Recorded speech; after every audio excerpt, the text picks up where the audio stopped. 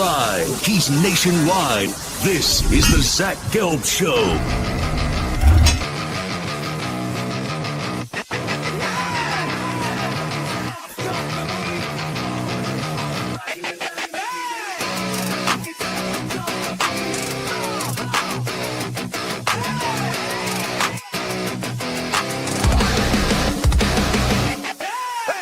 Here's your host, Zach Gelb.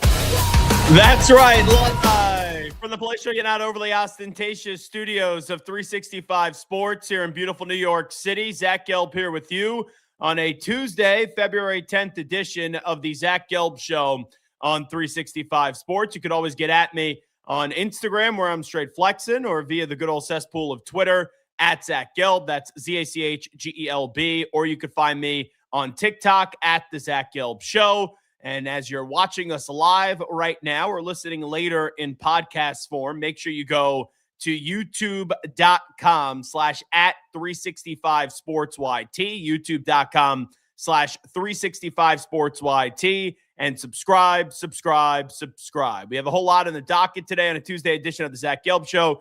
Garrett Ross back in our Waco, Texas studios, as we will get into the bizarre Darren Peterson situation at Kansas.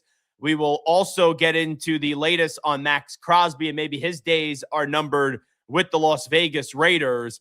And we will put a bow on the NFL season, and we will be joined by Christian Fourier, the former Seahawks and Patriots tight end. In about 30 minutes from now, we will do a comprehensive breakdown of Ross, with Ross Tucker, of Will Campbell from the Super Bowl. And Ross will join us at 3:30 p.m. Eastern, 2:30 p.m. Central today in the 2 hours that we do have with you. But away we go, and we start with some analysis from the Super Bowl in the aftermath. And we'll get to what Ryan Clark from ESPN just had to say in just a second. And let me be abundantly clear on this. I used to really like Ryan Clark on television. When he first got started, I thought Ryan Clark was a compelling watch on TV. But now, I just think Ryan Clark is a joke on television. He's apologizing like every 3 seconds for things that he says. He acts too seriously. I think at times he's trying to be Stephen A., but you can't be Stephen A. on Stephen A. Smith's show, First Take. Like, Stephen A. Smith is the point guard. Stephen A. Smith on First Take is the straw that stirs the drink. You could be an element. You could be an ingredient to that show. But there's a lot of times where Ryan Clark, on the platform that he has, tries to be the filet mignon on that show. And in reality, he's the mac and cheese. He's the asparagus. He's your potatoes. Those ain't no mashed potatoes, right? Like, he's the side course. He's the add-on.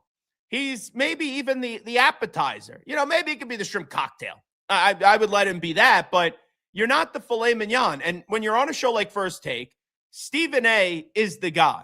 And then after that, Stephen A. has developed a show where it used to be him and Skip Bayless, where it was there's two stakes getting put on the table. It used to be him and Max Kellerman. There's two stakes that are getting put on the table. But ever since Stephen A. Smith got rid of Max Kellerman, you have Stephen A. as the main piece, and then everybody else are characters on the show, where Stephen A. is going to throw you the ball. Stephen A. is going to be the point guard. He's going to toss you a layup. He's going to pass you the ball. You're going to have to shoot a three in the corner. But there's really no hierarchy, in my opinion, in terms of those characters. Like, you get Marcus Spears. You get Dan Orlovsky, who I like a lot. You have Mina Kimes, Mad Dog Russo, right? A legend. Ryan Clark, Cam Newton. There's so many different characters that, Paul Feinbaum in college football season, that gets thrown on that show. And the reality of the situation is all those characters, they're replaceable. They are. All those characters are replaceable.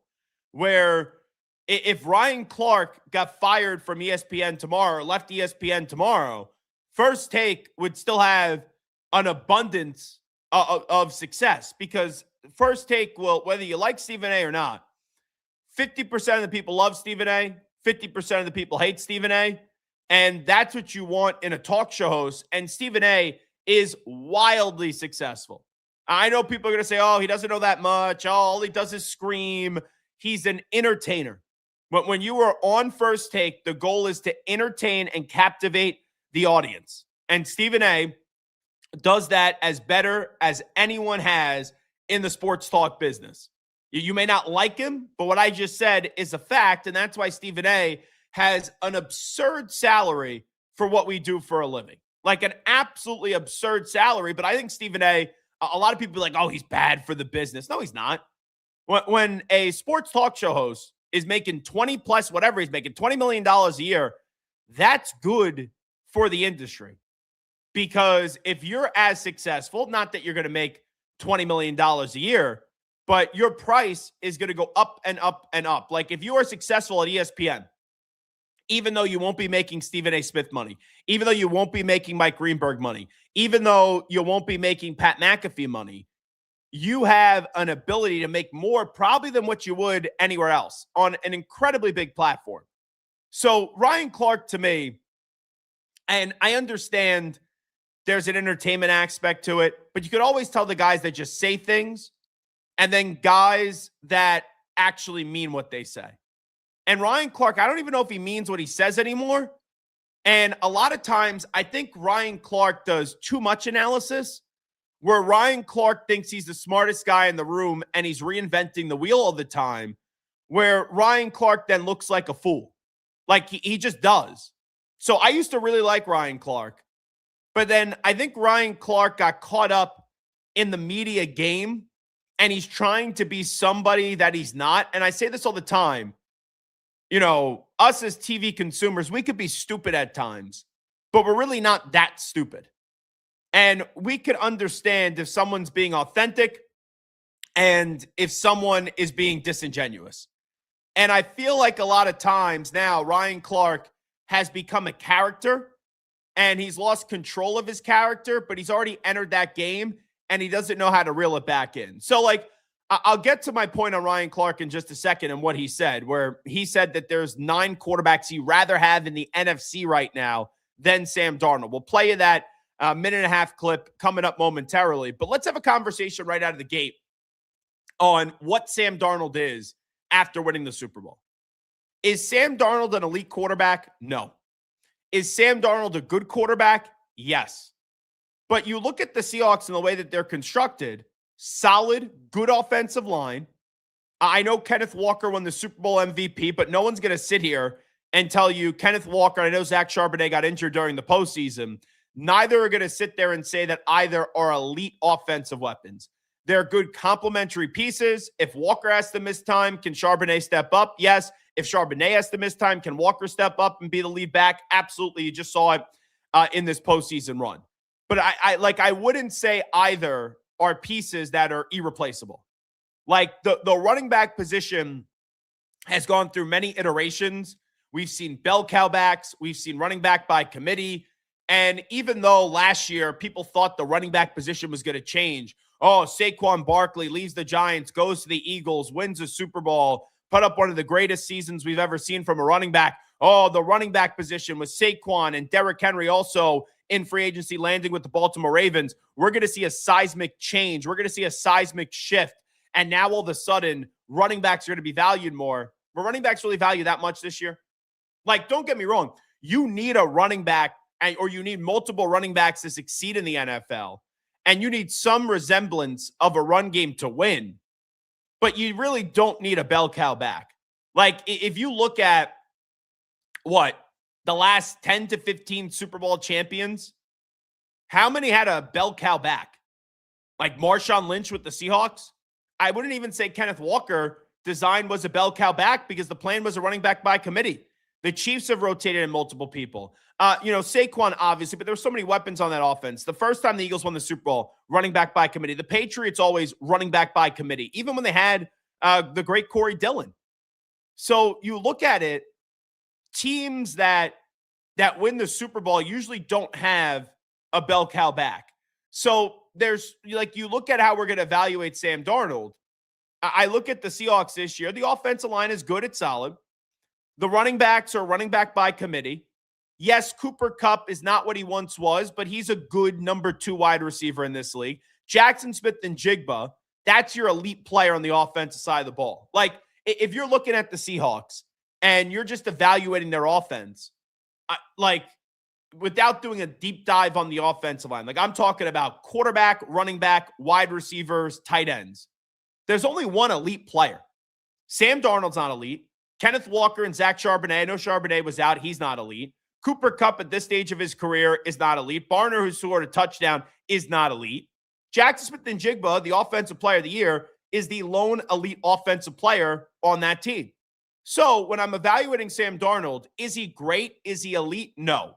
Like your elite quarterbacks in the NFL, they would be Patrick Mahomes, Josh Allen, Lamar Jackson, Joe Burrow, and Stafford belongs in that conversation. Everybody else, they're either very good, average, or bad. That's the reality with the quarterback position. I don't think right now, like I know Jaden Daniels played elite last year, but then this season he got hurt. I can't call him elite quarterback. I think there's only 5 elite quarterbacks in the league right now. Once again, in no order: Stafford, Mahomes, Burrow, Allen, and Lamar. Those would be the 5. And could you talk about Joe Burrow and be like, oh, he's got to stay healthy? Sure, but when he's healthy, you see the level he could play. Like Lamar Jackson, could there be some long-term concerns with how the season ended? Yes, but entering next season, that's an elite quarterback. So I look at Sam Darnold. What is impressive about what he did, and don't get me wrong, the story of the Super Bowl was not Sam Darnold. It wasn't. The story was the Seahawks defense dominating the Patriots offensive line, Kenneth Walker running the football, and really the Seahawks winning the battle in the trenches.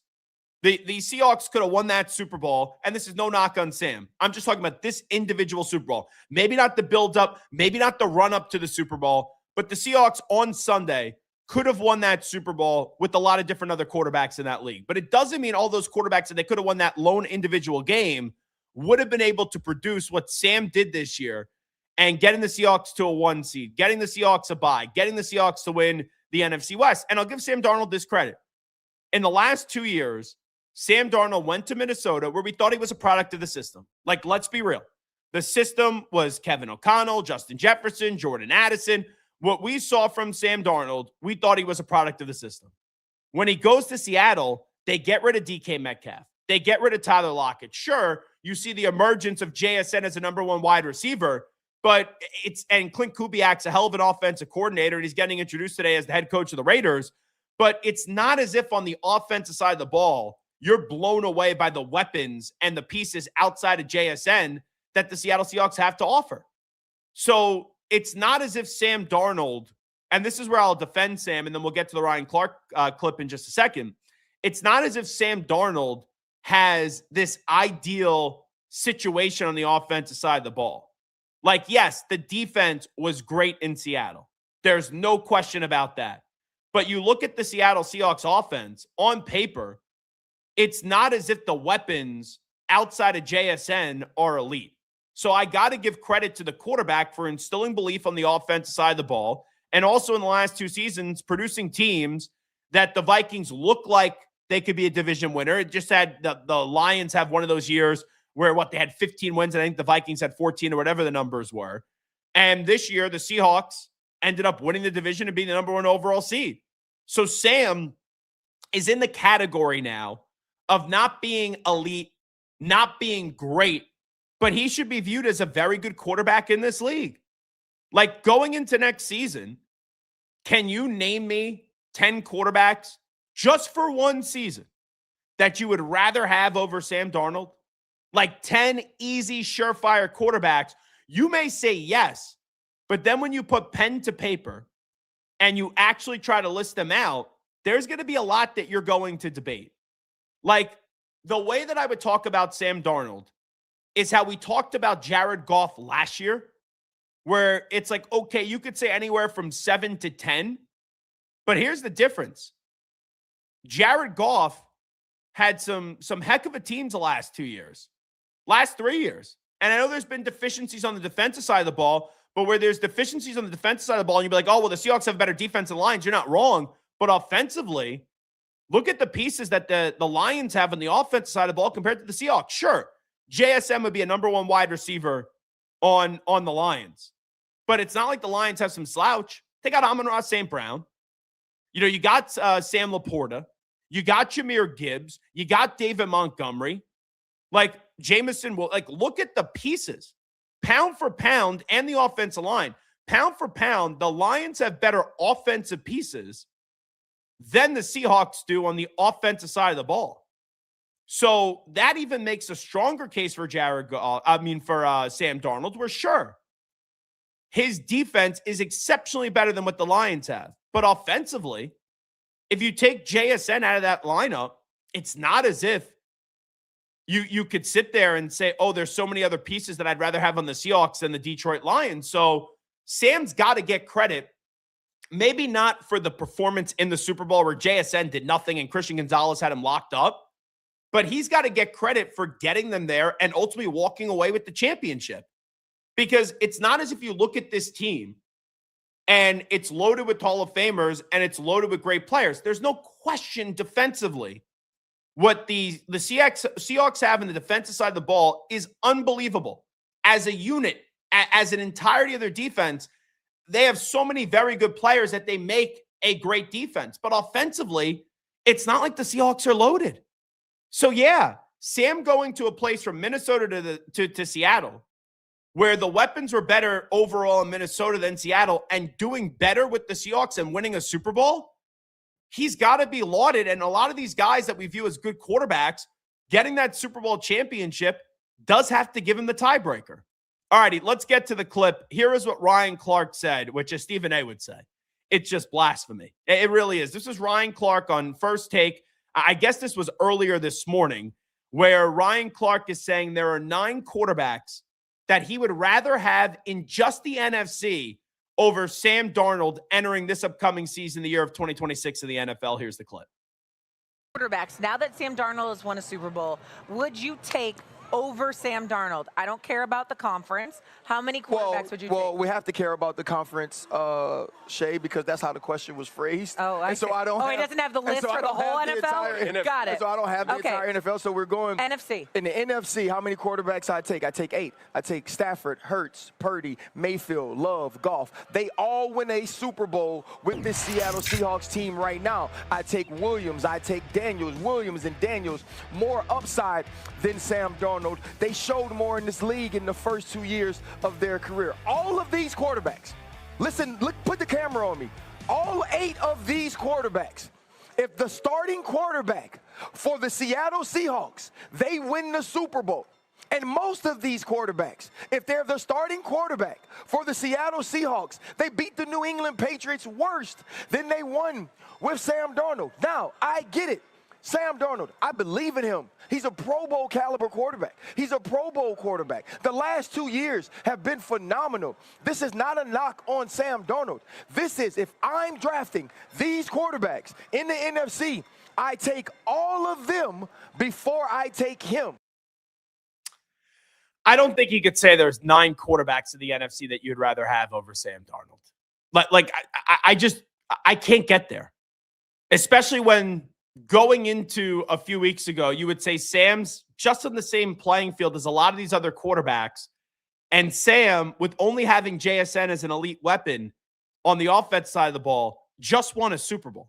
Like, if you go through it, and this is how this works. This is how the sausage is made on that show. They go to Ryan Clark before the show. They go, okay, here's the topic. What's your answer? And Ryan Clark, I'm not going to ding him for saying 8 when the graphic showed 9, but he gave 9 quarterbacks that he would rather have over Sam Darnold, like just in the NFC. So they go to him before that. He couldn't pivot on the fly when they said the entirety of the NFL, but it's just 9 in the NFC. And when you say that, Sam Darnold, there are 9 quarterbacks that are better than Sam Darnold in the NFC. Doesn't like a little light bulb go off in your head? Doesn't a little alarm go off and you just hear, where you go, I think that's too much. And I don't think it's just being a prisoner of the moment that he just won a Super Bowl. But let's go through those 9 quarterbacks that he listed. Would you rather have Matthew Stafford or Sam Darnold? I think I'd rather have Matthew Stafford. Now, I know Sam Darnold defeated Matthew Stafford 2 out of 3 times this year. Sam Darnold also in one of those games where they lost, he threw 4 interceptions. But Matthew Stafford is a Super Bowl champion, just like Sam Darnold. Matthew Stafford, though, is an MVP of this league. Sam Darnold is not. Let me just do some checks and balances here. I'll bring up Garrett Ross into the conversation just for a yes or no here. Or which one would you rather have? Would you rather have Matthew Stafford or would you rather have Sam Darnold? I'm taking Stafford in that situation. Okay. Now, as we continue to go through this list, Brock Purdy or Sam Darnold. Now, Brock Purdy has been to two Super Bowls. Brock Purdy is viewed as a system quarterback. I think this year he showed with all the injuries that the 49ers suffered that he's a little bit more than just a system quarterback. But I would rather have, for next season, I would still rather have Sam Darnold over Brock Purdy. Sam Darnold had the Super Bowl. Brock Purdy does not. And I know that Sam Darnold has been in San Francisco before. I think Sam Darnold, if he was a starting quarterback with the 49ers, could be just as good, if not better, than what Brock Purdy does. Who would you rather have, Darnold or Purdy?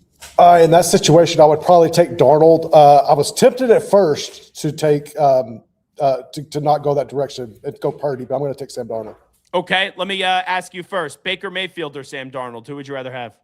I love Baker Mayfield. Like I'm team Baker all day, so I'm taking Baker in that situation. Okay, I would have agreed with you before the start of the season. If you came to me and you said, Zach, Baker Mayfield or Sam Darnold, I would say I'm going to take Baker Mayfield. But after the run that we just saw, that's fair for quarterbacks that are similar. And Sam has a Super Bowl, Baker does not. And I get it. Hey, Baker made the playoffs in Cleveland, right? So give him credit for that. But I would rather go Sam Darnold over Baker Mayfield. And you look at the Bucs this year. I know that they were banged up. Baker earlier in the season was looking like an MVP. Some people said the Bucs could be a dark horse to go to the Super Bowl. They ended up not even making the playoffs. True. And both quarterbacks, they could turn over the football a little bit. Both quarterbacks take risks. But I think Sam right now has to get the slight edge. And I think that Super Bowl does mean something. I still think there's something to Baker and his mobility in that offensive scheme that he gives you more advantages in scenarios. I also think that with that defense, I do not like Ryan Clark. I'm just going to be blunt with you. But in that scenario, given how he addressed the situation, saying the team around him, the defense first, I would take Baker in that, given those circumstances. Okay. Dak Prescott. No. Or No. Sam Darnold. No, I don't. I'm not a big Dak guy. Honestly, I watched a lot of Dak coming out of Mississippi State. Being an LSU fan, I did not expect him to even be this good in the NFL. I think he surpassed what I expected him to be. But given the situation, I'm taking Sam Darnold over Dak. See, this is the difficult one.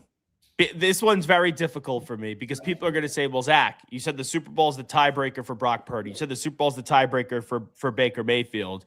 Sure, Dak Prescott this season, I know he wasn't fully healthy, but he has, CeeDee Lamb who wasn't fully healthy. You got the addition of George Pickens. Mm-hmm. I do think Dak is a better all-around quarterback. Like, will Sam Darnold ever be an MVP candidate in this league? Probably not. No. Is Dak Prescott, does he have the capability of being an MVP candidate? Yes. Do I trust Dak Prescott in a big game? No. But I was impressed this year. And I understand their total record doesn't show it.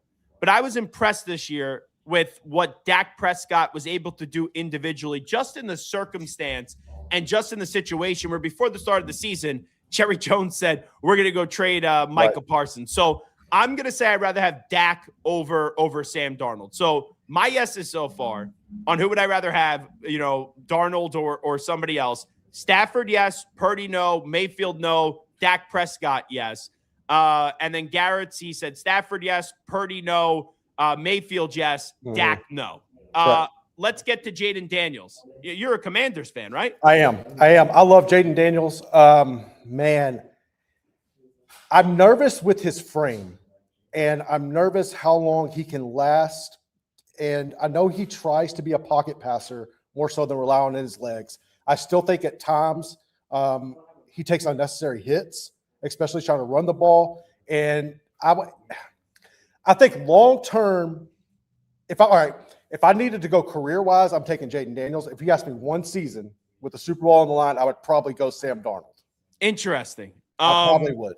I think Jaden Daniels has a higher career apex than Sam Darnold, and I think his talent could, obviously is what stands out. But here's the thing. In the NFL first year, all-time great rookie season. Just like how C.J. Stroud had an all-time great rookie season. Look at what happened the next 2 years with C.J. Stroud. He's regressed. Now, Jaden Daniels, I'm not saying he's going to regress individually, but this past year, he wasn't able to stay healthy. So the injuries are a concern. I just got to see more consistency from Jaden Daniels moving forward. So I would say for next season, I'd rather have Sam Darnold over Jaden Daniels. We'll get to Christian for you in just a second. What about Jalen Hurts? Jalen Hurts I'm taking Jalen Hurts. I love Jalen Hurts. I've loved Jalen Hurts since he was in high school. I followed his career since way back in Houston. I'm taking Jalen all day over Sam Darnold. Yeah, I'm going to take Jalen too. I think his leadership skills have to improve a little bit. He has to be less of a robot. But Jalen Hurts has made the Super Bowl twice, outplayed Mahomes both times in the big game. I would take Jalen Hurts over Sam Darnold. Let's wrap this up. We got 3 more. Caleb Williams or Sam Darnold? Who would you rather have? I'm taking Sam Darnold. I think Caleb Williams can have a bright future. I just need to see more of it. Yeah. Year 1, I chalk it up to coaching. Year 2, I know he has Ben Johnson, but how many clutch plays Caleb Williams did have? I got to see more consistency. I got to see it more than just a year stretch. But right now, I would take Sam Darnold over Caleb Williams. All right. We got 2 more. Jordan Love. No, I'm taking Sam Darnold. I don't really know about Jordan Love. Like his career's been so weird to me. I know he's good, but I don't trust him to win a championship. I just don't. It feels like the Packers the last few years, they are the Cowboys without the drama. That's a damn good. And like right? Or like the Steelers even, where they're a better version of the Steelers recently. Where like they're in the playoffs, their record's good. But ever since Rodgers left, or even with Rodgers, they would come up short and they would fail to get back to that Super Bowl. I know Jordan Love won a playoff game that first year in Dallas, and then he had that interception in the divisional round. But the last 2 seasons, it's been you show up, you're in the wild card, and then you go home. And they choked that game away up against the Chicago Bears in the postseason this year. Jared Goff or Sam Darnold? Who would you rather have? I've never been a Jared Goff guy. I'm going to take Sam Darnold.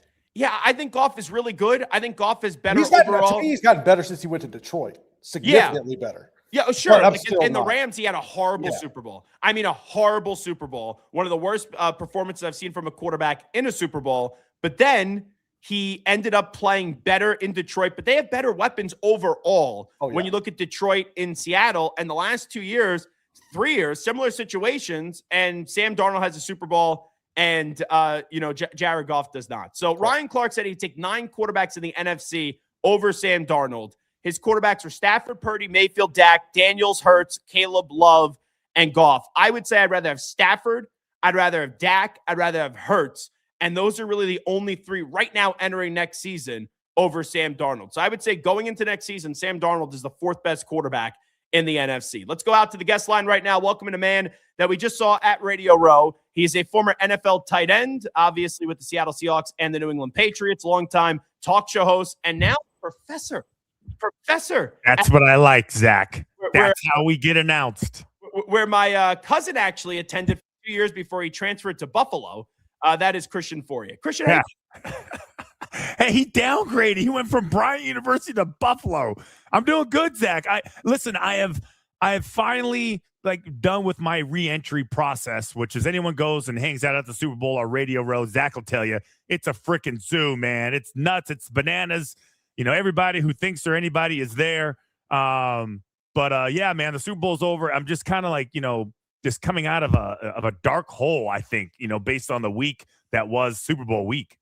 Yeah, and I think let's talk about first what you did, because I think it's cool. As someone that I think this is my 15th Radio Row, and I started going when I was in high school. And I think I started that trend of high school, and then college kids would go. And I remember meeting you when I was in college for the first time at Temple University. So I thought it was neat. You had 8 students or something go down to the Super Bowl? I had 10. Wow. I had 10 students. We did 3 different shows. And Zach, I remember you specifically. I was telling Chris Visser, he calls himself the godfather of Radio Row. I remember you, and I tell my students about this. You were at a table all by yourself. I don't know what type of equipment you had. And I was like, who is this guy? And I remember I came on your show because I was like, anyone who has the balls to kind of do this on their own with no support, it's got my attention. So Obviously, you knew you had all the traits and characteristics that it took to be successful in this business. So kudos to you. Yeah, man. 10 students, 3 different shows, 5 days. It was a lot, man. I'm just saying it was a lot. I'm glad it's over. Yeah, you were like a parent on steroids pretty much this past week, taking care of 10 kids and just throwing them into that zoo. But you know what? I did like how you allowed yourself to kind of be the butt of the joke. I saw one of the videos, or one of your students was like, hey, we're here at the airport and our professor hasn't even showed up. For a second, I go, sounds like Christian Fourier has a group of 10 students and then almost misses the flight. Well, it's funny because that's not even remotely true, but I told I scared them to death, and they were a little upset that I was like, man, if you guys are late for this plane, none of you are going. So I freaked them out, and I gave an early, board time, and they were there at for a 10 o'clock flight. I had them there at 6:30. Oh, and I told them, I said, good, you should tease me. This is what this business is about. Yeah. If you have good relationships with people, and they're comfortable with you, and you should feel free to tease them. I was like, good. I'm like, you get it. I was like, you get it, right? Even though it's not remotely true, I just played along with it. And I was happy that they actually did it, because I feel like this is content you should be creating. Yeah, absolutely. And it doesn't matter how old or how young you are or how big of a you put something out on social media, it catches fire. And the next thing you know, I don't know any of your students from Bryant before this weekend, but I saw it on my social media feed. Yeah, no, I was happy. And I'm glad you noticed that, because that's exactly what I told them to do. This business has changed so much since I got into it. I don't even know how many years ago, and specifically radio, and just so many people coming into the business, starting your own show, and just kind of having the work ethic to get it off the ground, and then having the connections too, since you've been in it so long and you obviously know what you're doing. So yeah, I'm happy when I see them working their butt off, hunting for guests and content. It shows me that I'm at least sending the right message.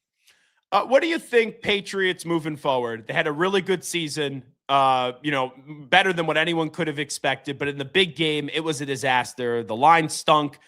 Drake May stunk in the game. And these athletes, at the end of the day, they are human.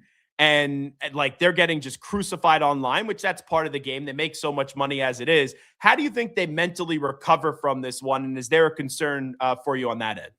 I think they'll be fine. I think the one guy who's probably going to have the toughest time is Will Campbell, for obvious reasons. He's been the target of all the dysfunction that happened on Sunday. And I was thinking about it, and he's 22 years old. He's a child. As far as NFL goes, he is a baby. And can you just imagine what this guy's going to be like when he's 32 and he's 10 years in the league? I have kids that are older than him, and I can tell you right now, they couldn't handle what he's going through, not only from a mental standpoint, but from a physical standpoint. So to be honest with you, I think, listen, they're always going to be competitive. Do I think they're going to go to the Super Bowl every year? No, I don't. But they're going to be a team over the next 10 years that will always be in contention. They're always going to be others receiving votes, based on their coaching, their quarterback situation, their ownership, their management. They really have everything that you need for, I would say, in the NFL, sustained success, which is 10 years. How many teams would give their left what to have the situation that the Patriots have right now? All of them would. All of them are striving for that. We'll see what Jacksonville does. We'll see what Ben Johnson does. All these coaches and these teams that had these quick turnarounds. And okay, great. Anyone can do it once. Anyone can have one great year. Okay, now the hard part, the tricky part is, can you sustain it? Can you be competitive, right? I think that truly is the challenge. Not necessarily going to the Super Bowl every year, because that's Kansas City Chiefs, Patrick Mahomes. That's Tom Brady type stuff, right? I don't think there's anybody there yet that has kind of taken that on. But I think they'll be fine. And fine meaning competitive, Zach. Yeah, and your former teammate, Mike Vrabel, he has sustained success in this league as a head coach. When he was with Tennessee, I know they had Derrick Henry and A.J. Brown and Simmons, but overall, it's not like those rosters should have ever been a number one seed in the AFC. They should have never been in an AFC championship game. So Vrabel gets the most out of them. And New England, the last 2 years, it wasn't a destination. Brandon Ayuk didn't want to go there, and that ended up working out with what happened to his career. But I think people with Vrabel and Drake May are now going to want to be on the Patriots again. So I never buy into that because the NFL is all about money. So he offers somebody enough money, they'll go to a crappy city and they'll go to a crappy team, depending on where they are in their career. I will add this. So I was with the Seahawks for 7 years, drafted by them, and my first coach was Dennis Erickson. I love Dennis Erickson, but he was the most undisciplined, coach I had ever had, and we were so unbelievably talented. But we lost so many games because of stupidity or, reckless play by a player at the worst time, a bad coaching decision, bad management of a game, guys doing what they wanted to do, just feeling like they could do whatever they wanted. And we were always 8-8. It was the most frustrating thing imaginable because we lost so many games that we should have won. If you can stop losing games, just learn how to not lose them, you will always be competitive in the NFL. When I say 9-10 wins, in the conversation, going to the playoffs, hanging out in the postseason, and then God forbid, maybe a quarterback gets hurt here, somebody, gets suspended there, or maybe the rest, decide that they like you more than the other team. Who knows? That's the key. The key to the NFL is obviously you have great talent, but the coaches that know how to teach and inform game situation and how everybody is on the same page will absolutely have an advantage on any other coach, regardless of what the talent disparity is. Your advice to Will Campbell, who needs to get stronger, needs to work on his technique, just got obliterated in the big game, and he was playing an MCL injury, but at 22, what would your advice be to him for this offseason? I would say, man, when I was 22, I was still chasing, girls in college. I didn't get in. I was a fifth-year senior. I would say, let's keep things in perspective, okay? And then what I would do, I would show him multiple examples of not only just left tackles who struggled, but other young players at the age of 22 who struggled. This game is so freaking hard, okay? And if I was a defensive end and I saw a little baby-faced Will Campbell over there, I'd be licking my chops. And I could tell that he was nervous. So that's the first thing that I would do. I would reaffirm that he is a really good player and that by the time he is done in the league, like, he's going to be one of the best. And I would also say the Patriots have a great strength and conditioning staff. Like, I know the strength coaches personally. I've worked out with them. I've trained with them. I know they're psychos. This guy is going to put on more weight, more power, and those little arms that people keep ripping him for are going to be just irrelevant. It's not going to matter. So I think all that stuff is going to play out. He'll evolve. He'll get better. And then, ask me this question in 3 years. 3 years, I think you're going to see an absolutely different player. When we get to the Seahawks, the team that won the Super Bowl, where I'm like everyone going into the game picked the Seahawks to beat the Patriots. It felt like, I'm a fan and maybe I let that get in my way. So I picked the Patriots to win the game. What was it? I think I had 24-19. I thought there was going to be a lot of field goals by Seattle, which there were, but the Patriots offense just didn't show up. The level of dominance that the Seahawks had, though, over the Patriots, even though it was talked about going in, was it a little bit surprising how easy they made it look at times? Well, I knew it was they were going to struggle to move the ball. I knew that because they had played against these 3 other top 5 defenses, and the only difference is that all those other teams gave them extra possessions. They gave them a short field. They gave them an interception. They gave them a strip sack, and so the Patriots got extra opportunities and were able to benefit from that extra opportunity, either from a touchdown or from a field goal. So the even though like the Seahawks, I didn't think were lighting up the scoreboard in any fashion, but they also weren't giving it up. I think early on in the game, Sam Darnold was flirting with disaster, if you want to ask me. There was a couple times where I was like, that's going the other way. Nope, the guy dropped it. Nope, the receiver knocked it out. Nope, Christian Gonzalez dropped it. I thought that he could have had a 3-interception game and we would be singing a different tone. I think that was ultimately the biggest difference in this game, is that the opposing quarterback, Sam Darnold, did not give him anything. Walker III didn't give them anything. They didn't do anything stupid. There wasn't a lot of penalties. Their special teams units should not be talked about as much as we're talking about them, but their punter and their kicker were amazing. It was a 100% field position battle from the very start. especially if you're Mike McDonald. You're like, this offense has no punch. I'm not threatened by this offense at all. So why would I risk going for it on 4th down? Why would I kick a 56-yard field goal? Let's just punt it inside the 5 and force them to go the distance. And I can't tell you enough how daunting it is when, as an offense, you keep running out to the field after a punt, and you're like, dude, we're on the 10. We got to go 90 yards. Like, you're praying to get the ball on the 35. So it's like, all right, let's just cross midfield. You're like looking for milestones. Okay, let's cross midfield. Okay, good. I can kind of see the end zone in the distance, but I can damn sure see the field goal, right? So I think that was a big portion of it. And I was saying that all week. I had the Seahawks win in with everybody I talked to when I was out in Radio Row, except on Sunday when I was working for CBS. I picked the Patriots to win because I'm playing to the home field advantage. I'm playing to the fans who watch. I wimped out big time. But that's kind of how I see it, how I saw it playing out. Yeah, and the other thing is, I was once talking to Patrick Mahomes after they beat the Ravens in the AFC Championship game, and like, game manager has such a negative connotation. Like you heard it with Brady for years. People, he's a game manager. He's a system quarterback, which is just ridiculous. But you look at Mahomes, and he said it, and no one really actually reacted to it how they normally would. But in that AFC Championship game, they were just punting the ball. They were playing field position because they knew that the Ravens offense didn't have much. Like, you look back at the Super Bowl, the stat line, Sam Darnold was 19 of 38, 202 yards and a touchdown. Sure, Kenneth Walker had 27 carries for 135 yards, but didn't have a touchdown. And Cooper Kupp was the leading wide receiver with 61 yards. Like, if you would have told me those numbers going into the game, I would have said, all right, the Patriots probably win by at least 3.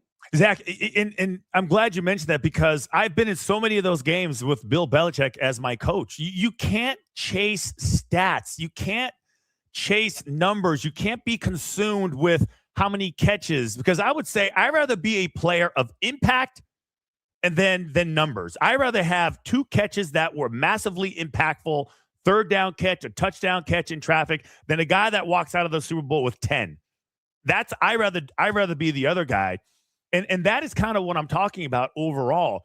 Like, the coaches that aren't going to be, influenced by, like, the 4th down and keeping the ball, that does something reckless. Like, you look at the Seattle Seahawks. I mean, as far as I think they went for 4th down in the entire season, maybe 13 or 14 times. They did not do that. They played to their strength. Once you realize what your strength is, then you can play to it if you have, the courage to actually play it out. And I say courage because a lot of guys don't want to do what's right because they're not willing to deal with the criticism that comes with it. I love a coach that has the courage of his conviction and is able to, convey that to his team. Now I have the courage of my conviction. Now I'm looking at the situation. I was like, what is this dope doing? Like, this offense has zero potential, zero. Why are we going for it? So I think ultimately, like, those are all like traits and characteristics that make a winning team.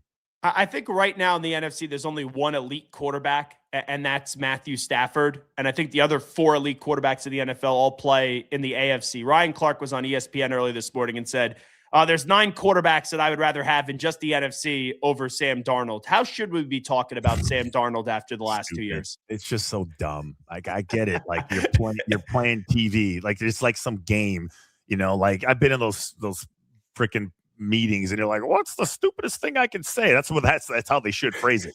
What's the dumbest thing I can say? And then, all right, anyways. And then Kendrick Perkins comes on. He's like, I got one.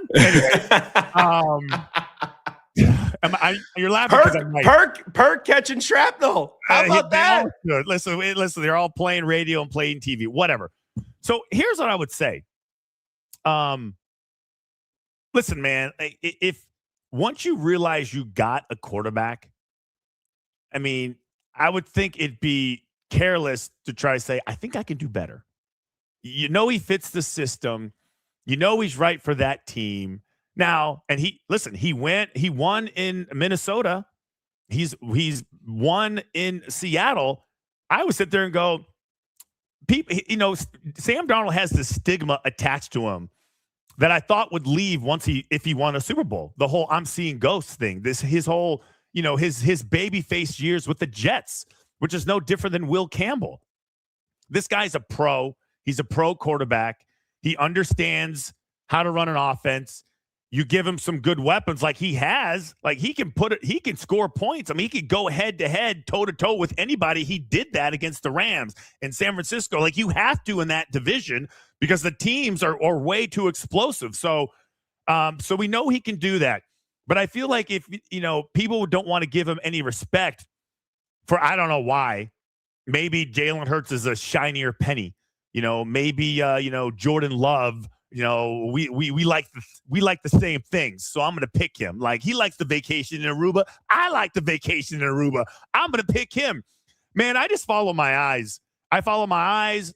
I watch how somebody carries themselves, and when they're put in a real difficult situation, I listen and watch how they handle it. This guy's a pro quarterback. Now, I'll say pro quarterback, Zach, and you'll probably think of something different because you didn't play. And not that there's anything wrong with that. When I think about what it's important, like I see it in Sam Darnold, like it's in spades. Not saying that other guys don't, but since we're talking about Sam Darnold, that guy's got it. Coaches respect him, players respect him, fans like him. He's a business. He's a CEO of this offense. All that's missing is a suitcase when he walks into the building. And that's what you're looking for as a franchise. You start trying to, get something better, you're going to end up screwing yourself.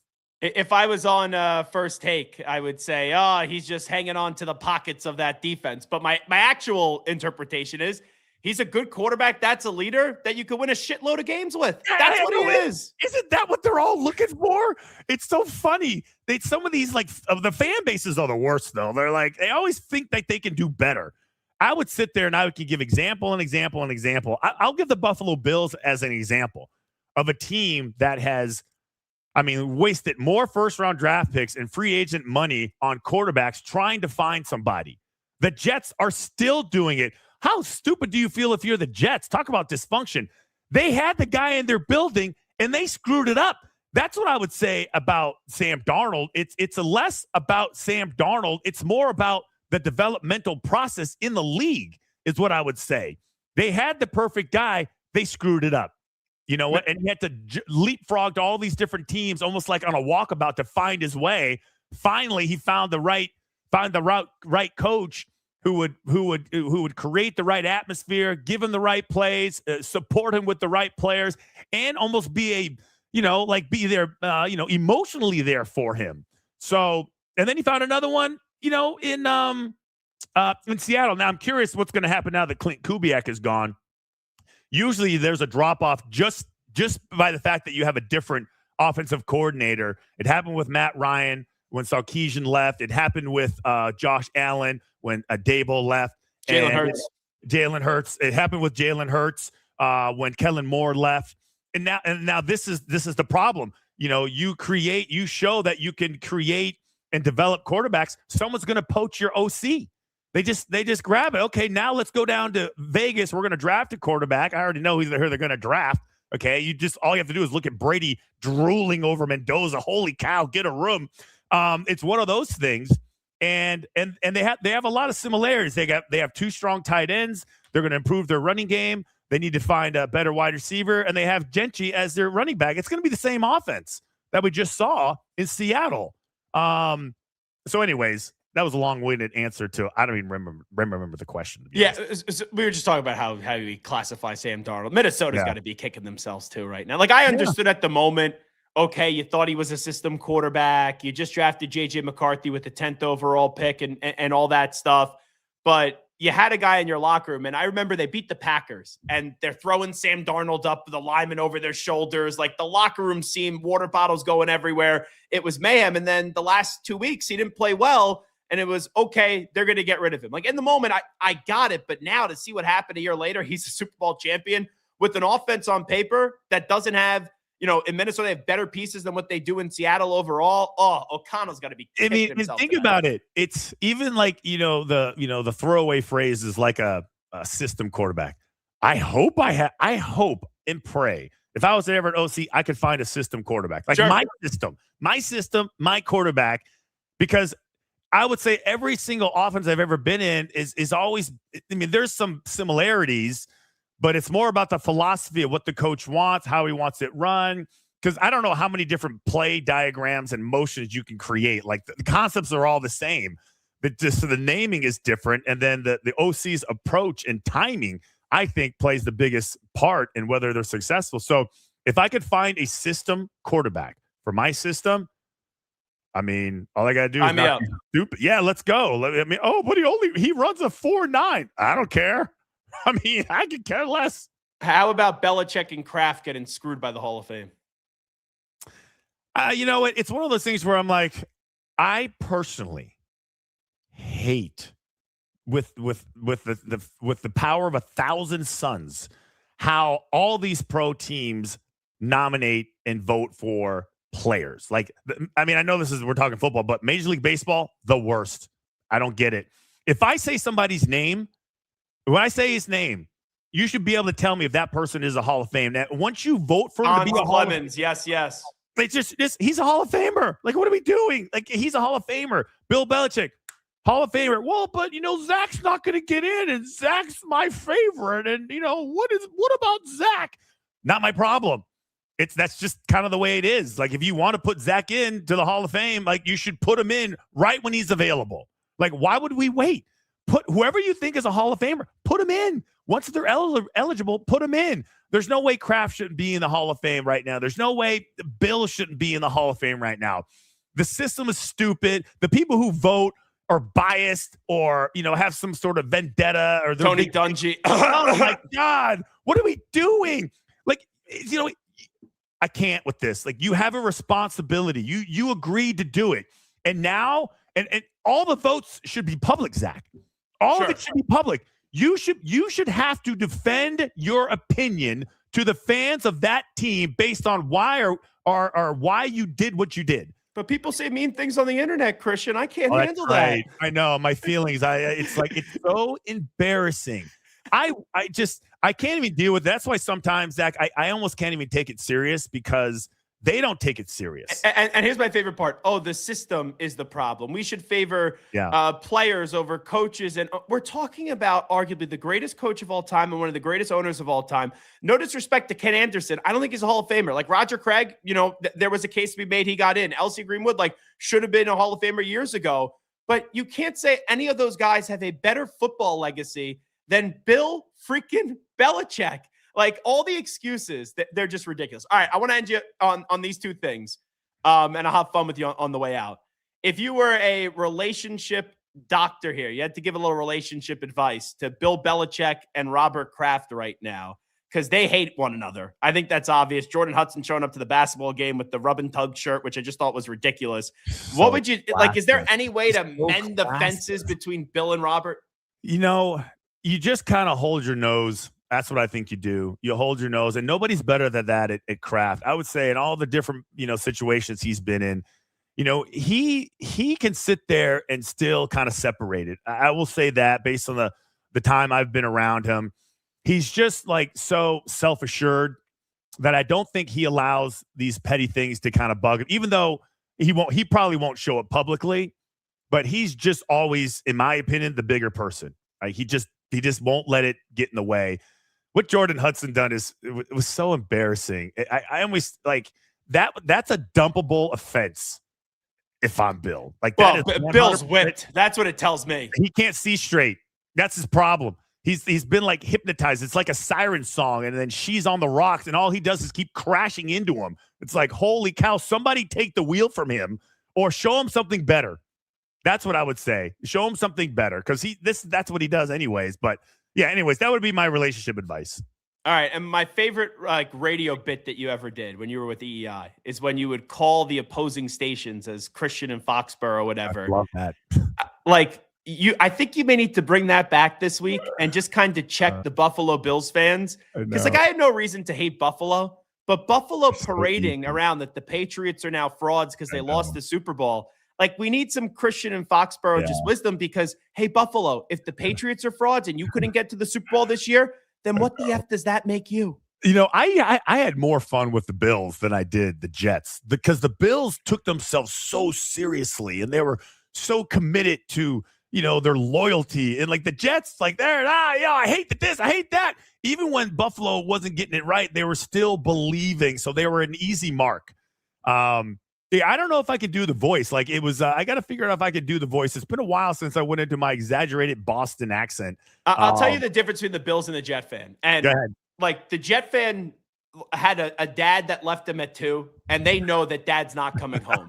Buffalo, their fans, they keep on showing up to the diner. They keep on showing up to the restaurant. They're like, here comes that. Like they're bringing the meal. They're bringing the filet mignon to the table, and he still doesn't show up. Like that's the difference, I think. Oh man, I can actually see that visual of the little kid with the Buffalo Bills jersey and the Jets jersey. That's probably the best analogy I think I've ever heard. So if I steal it and I don't mention your name, just know I'm thinking of you as I use it as my own. Okay. Go ahead. It would be like whenever we have a viral clip and ESPN and Fox never gives us any credit for it, or they put it in very small font. Last thing that just popped in my head, then we'll let you run. Great appearance today. Christian Fourier here with us, Zach Gelb Show, 365 Sports. How about the direction of your alma mater with Colorado? Deion Sanders, the first 2 years, it was fun. Last year without Shador and Travis Hunter, it didn't work out well. Was that as what happened a year ago? Was that as good as it's ever going to get for Colorado with Coach Prime?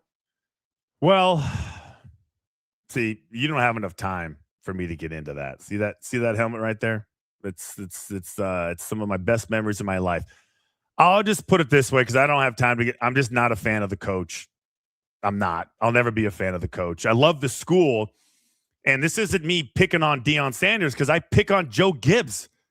The worst coach I've ever had was Joe Gibbs. So me picking on Deion Sanders is nothing. I just don't like the way he coaches football. I don't think he's very bright.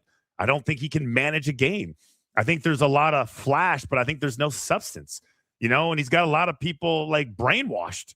And, we'll see. We'll see what he can do. But I'm not a fan of him. Not a fan of his coaching style, not a fan of his messaging. There's a lot of things, internally that I know about that I'm not a fan of. And it's just not worth my energy to sit there and follow it and go back and forth with the Emperor Has No Clothes crowd that support him regardless of how stupid he is sometimes.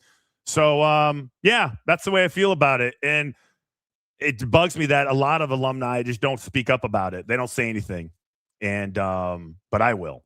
So well, let me follow up then, because obviously you won a national championship there, but the school was irrelevant for a while. And some people will say, but Christian, at least we're relevant once again. What do you say to people that say that? I think that's funny. I was like, wow, they got a new scoreboard.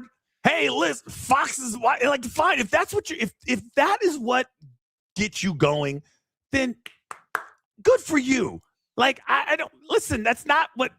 Listen, it's hard to win at Colorado. It's hard to recruit in Colorado. They don't have. I get it. Like they've been bad for a long period of time, and it takes a special person.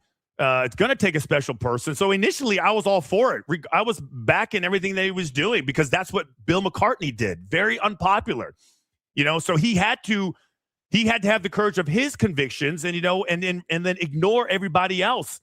But as time went on, I'm just like, wait, none of this makes any sense. I'm like, how long are they going to put up with this? And, what else are we going to do? So if relevancy and, having a sold out crowd, having people talk about you on Twitter, if that's what you want, well, then congratulations, you've achieved it. But I just don't know, like, is that the end goal? Just to be relevant, to have a new scoreboard, to have, have people talking about you? Or do you want to win games? Win games the way you win games, the way you recruit, like, know everybody's name, give everybody the same attention, sing the fight song, learn the fight song.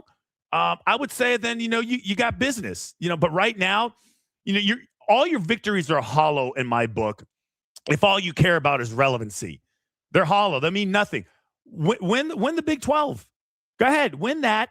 And then, okay, your methods work. But right now, listen, Zach, I don't know what you want me to tell you. Like, I'm not a fan. I could really care less if anybody likes it or not. Like, my give a shit level is 0 right now with people caring about my opinion of Deion Sanders. It's just the way I feel about it.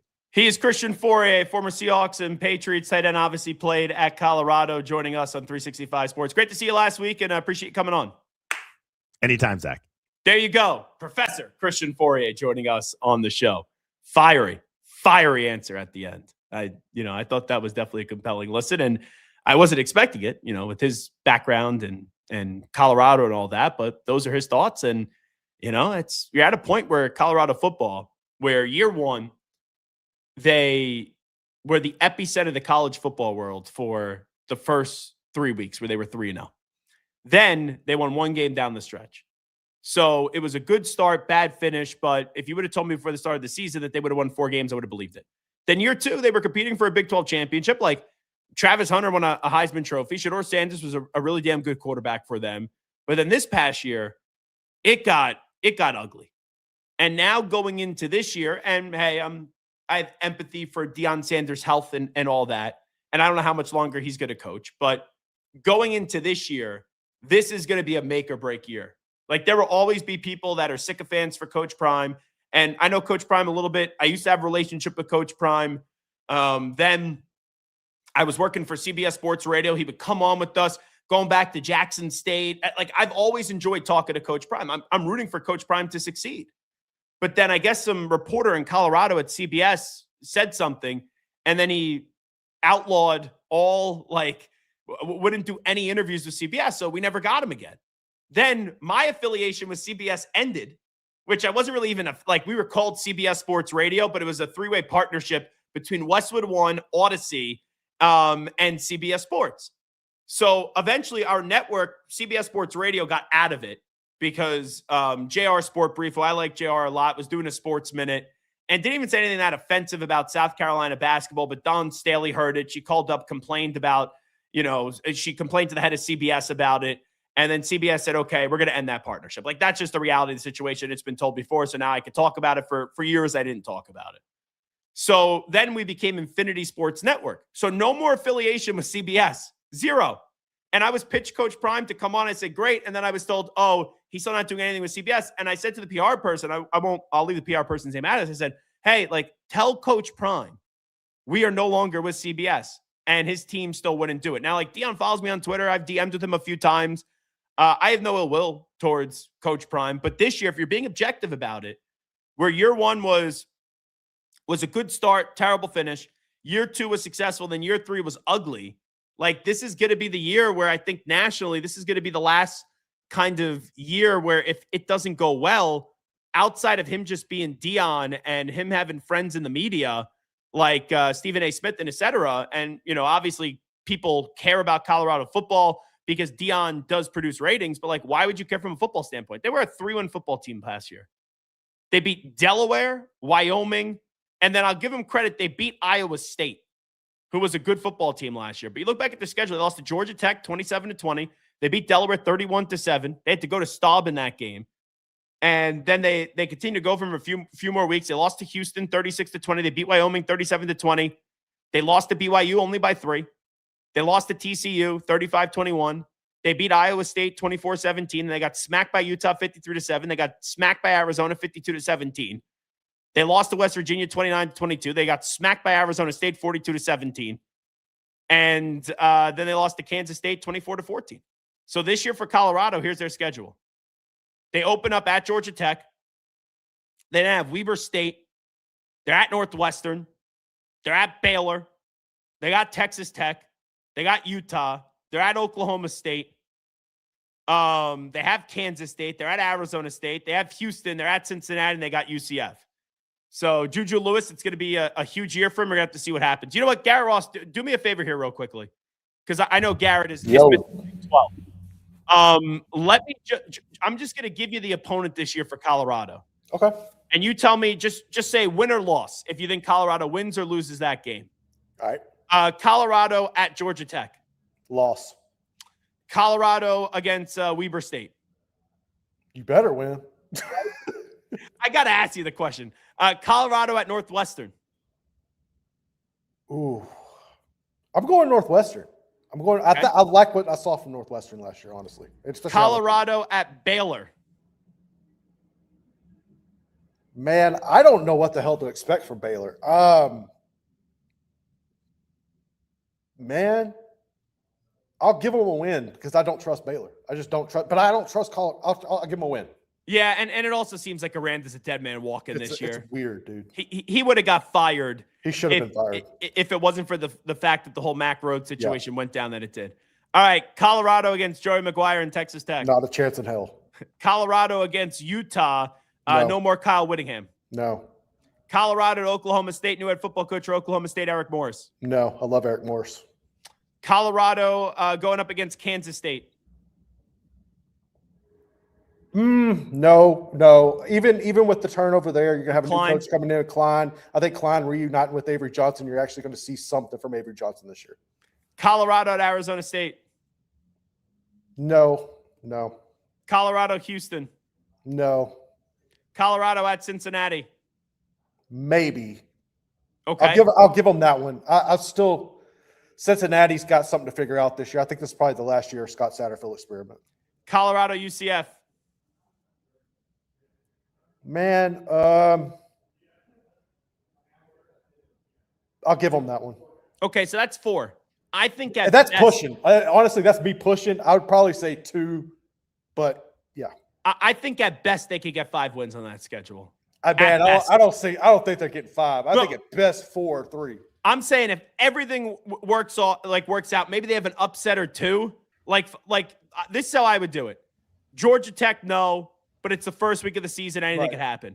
Weber State, they'll get. Northwestern, I think, could go their way. Baylor, I think, could go their way. It's like those are like 1 definite, then 2 possible wins. Right. Texas Tech, no. Utah, no. I think Oklahoma State, it's possible. I'm not saying it's likely. I think Kansas State is possible. I'm not saying it's likely. Arizona State, I would say no. Houston, I would probably lean no. Cincinnati, I think it's possible. UCF, I think it's like they're right there. I'm being as benevolent as possible where I just say it's possible. Right. But they're not going to win all those games that are possible, and they're not going to lose all those games that are possible. I think if everything goes right, they're a 5-win football team. Like, if Colorado's in a bowl game next year, it would actually be a remarkable coaching job by Coach Prime. But I don't think that's going to be the case. All righty, Zach Gelb here with you on 365 Sports. We'll take a timeout, come on back after these short messages.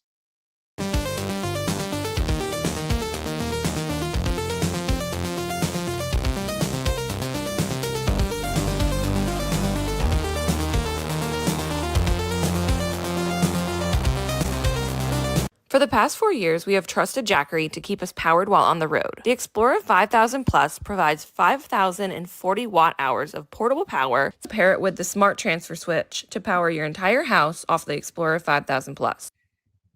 I had a panic moment running my hands through my hair, and that's when I found Keeps. Keeps gave me the results that I was really looking for. I definitely felt a lot more confident once I saw my hair coming back. Keeps has given me the control of my hair back.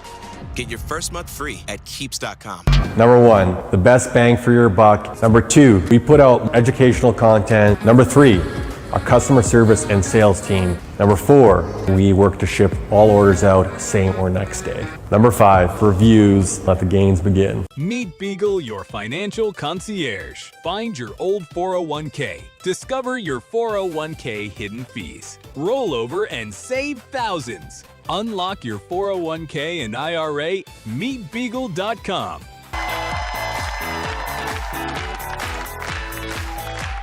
The Lumi Charge is an all-in-one home desk lamp, speaker, and phone charger. It is a great... I need that for my son when he goes off to college.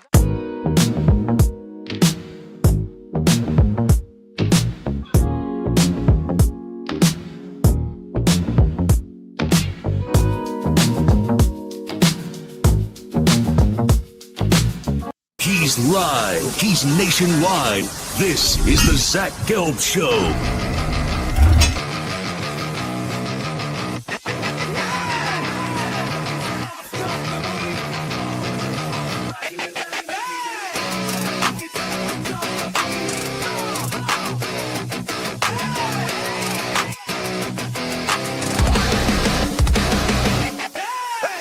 Here's your host, Zach Gelb. All righty, welcome back in. Zach Gelb Show on 365 Sports. Really not a Super Bowl where if you're not a fan of the Patriots or the Seahawks that you're really going to remember. And Garrett, let me just throw this out there. I'm curious. Okay. If I had to ask you 3 things that you will remember from this Super Bowl, what would the 3 things be just in terms of talking points? Bad Bunny, Sam Darnold, and how he would perform. And then 3 would probably be Drake May and the injury, like how that was good, because there was some talk about the shoulder and everything. I think those would probably be my 3 talking points. And if I had more time, I could probably come up with another one that was better than the Drake May. But those are the 3 right now they're coming up with. I would say 2 out of the 3 from a national perspective. Just like dumb it down talking points right now, like guy talk kind of media. Right. I would say 2 out of the 3 that I'm going to mention had nothing to do with any player or had nothing to do with anything that a player did on the field. Okay. So Bad Bunny. Yeah. Definitely just the backlash and then also the appreciation. It was truly a 50-50 halftime show. It seemed like you either were all in or you were all out. Ironically, the person that's saying this is, I had no problem with the halftime show. I didn't love it. I didn't hate it. I said yesterday, yes, I couldn't understand the music. But how many times do you go to a rap show or how many times do you go to a rock and roll show? And I can't understand. Like I say this before, some of my favorite rap music are songs that I can't understand. Like I love Migos. I can't understand a word that Migos said. The group Migos when they're actually rapping outside of like when they go like splash, like that's about it. So I understood the culture significance. I understood the message, even though I didn't understand what was being said. You could see visually the message that was being portrayed. But Bad Bunny obviously is a huge talking point. If I had to give you a game storyline, I would say it's the dominance of the Seattle Seahawks defense and their defensive-minded head coach in Mike McDonald. But the other one, have you seen this Cardi B, Stephon Diggs relationship? I'm not like big on pop culture. I know they were together at one point. I don't know if they still are or not. I'm assuming there's some beef going on here. So it's not verified. Okay. But I saw a clip Super Bowl week, and also I didn't think much of it in the moment. Everyone was freaking out that Cardi B was at some Super Bowl event, and she was on the red carpet, and they're like, oh, what's your message for Stephon Diggs? And she was just like, good luck, and like kind of rolled her eyes and walked away. But I go, like, okay, she's going to field 10,000 questions. She's a mega star. She's on a red carpet. Like, you're just trying to get through that red carpet and probably get to the event. Because she probably had multiple other events that she needed to go to, like Super Bowl week. All these people are getting paid to go to events, and she probably had only a certain amount of time there. So I didn't think it's much big of a deal. And I don't know if this is verified. I raised my hand, and both of them, and I say, I don't know if this is verified.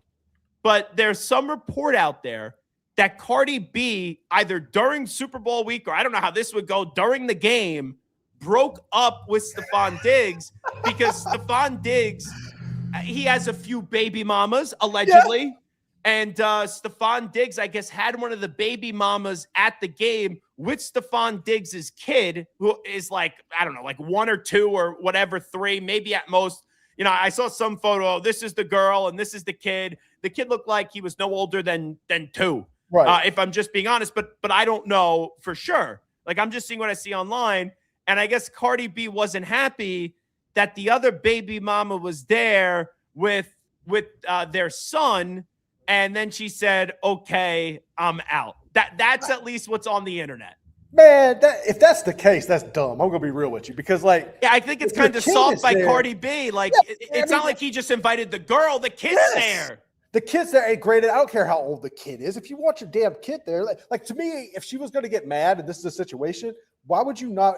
Maybe I'm out on this, but when the scene came out on the boat and all the chicks and everything, yeah. Now there's an instance too. Yeah, like dog, like there's an instance to get pissed, not because your baby mama's bringing your kid to the game. Like that makes no sense to me. There's got to be layers to this, like an onion that we just don't know. Well, there was a clip in Minnesota once when he was with the Vikings. I don't know if you've ever seen it, but these social media teams, they try to be creative. Oh, yeah. And they're going around the locker room and they keep on asking this one question, like, who wouldn't you let your sister date on the team? Well, it's got to be Stephon. Well, every answer was Stephon Diggs. Of course. So every single one was Stephon Diggs. So I'm not saying that he's going to be, I can't say husband of the year.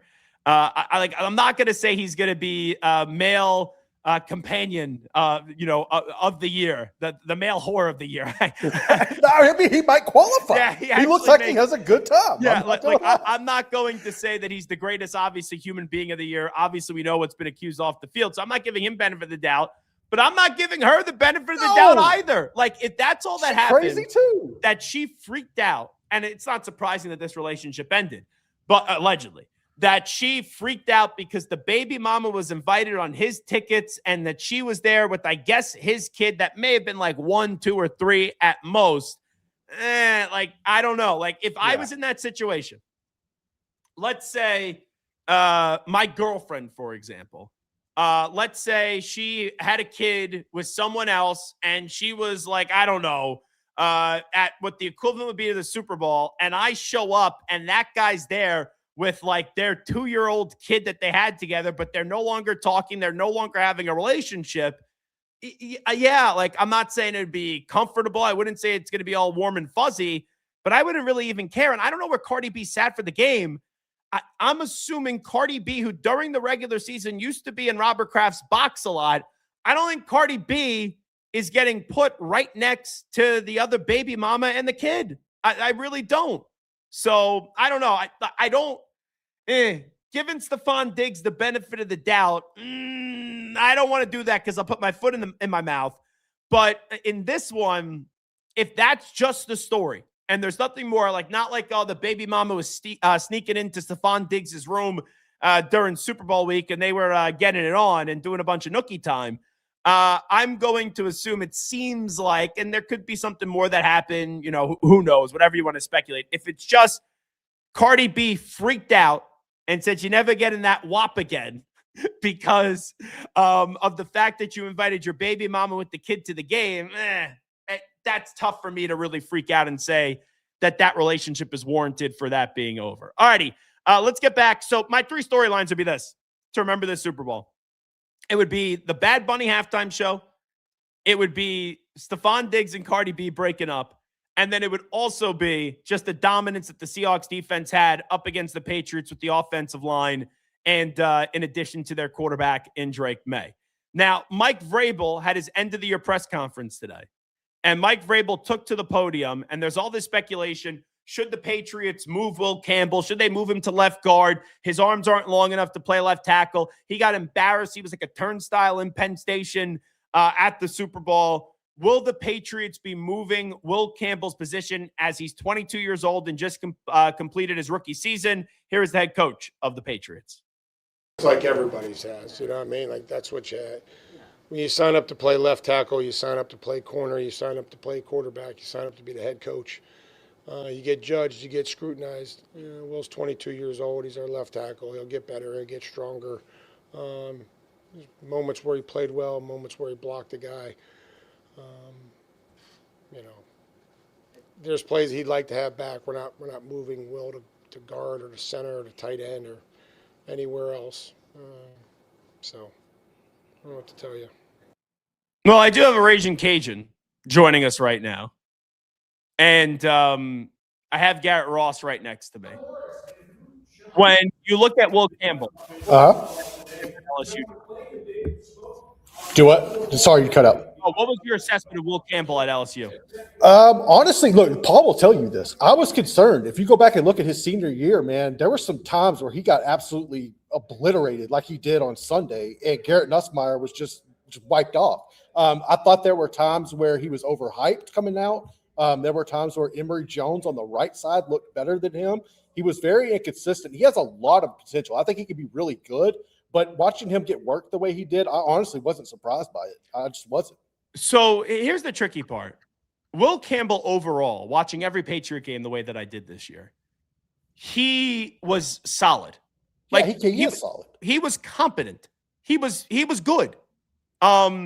But ever since he had that MCL injury, where he suffered it when I was actually in Mexico. I forget who they were playing, but it was in late November, like right around Thanksgiving, where he suffered that injury. I think it was up against Cincinnati where he suffered that injury. Ever since he returned for the final 2 weeks of the season, that leg was clearly not 100%. Right. And that leg clearly had problems. Now, against the Chargers, he was no good.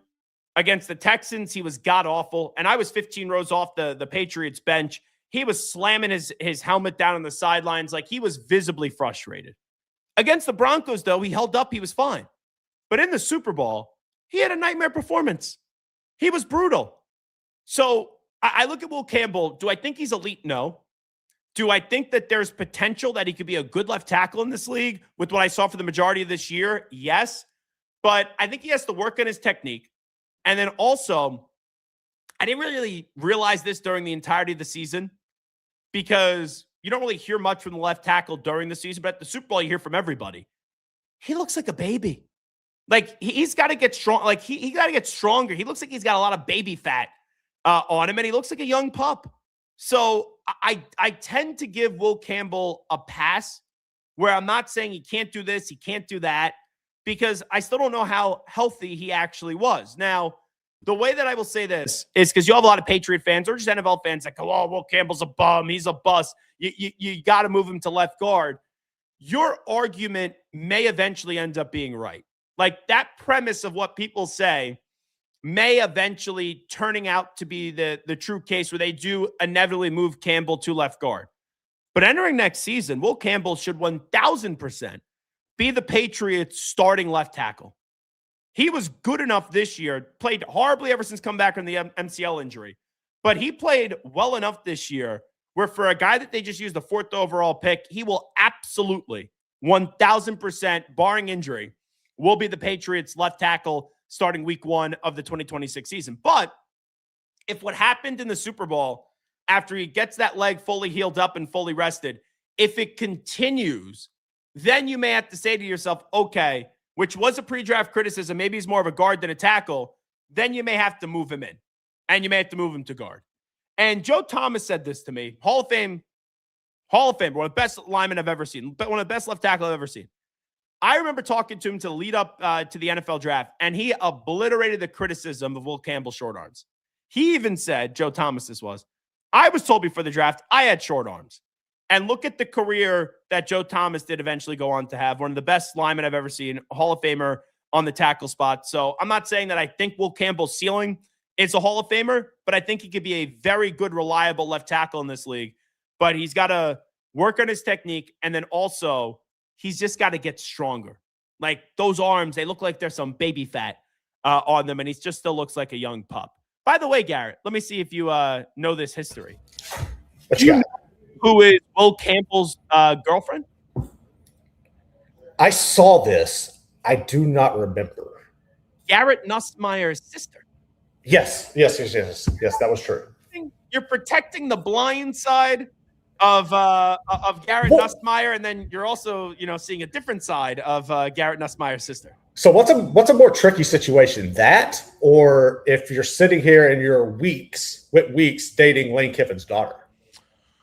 Oh boy, I mean, that's tricky business, man. So I would say currently Whit Weeks, because Whit Weeks is playing for Lane Kiffin.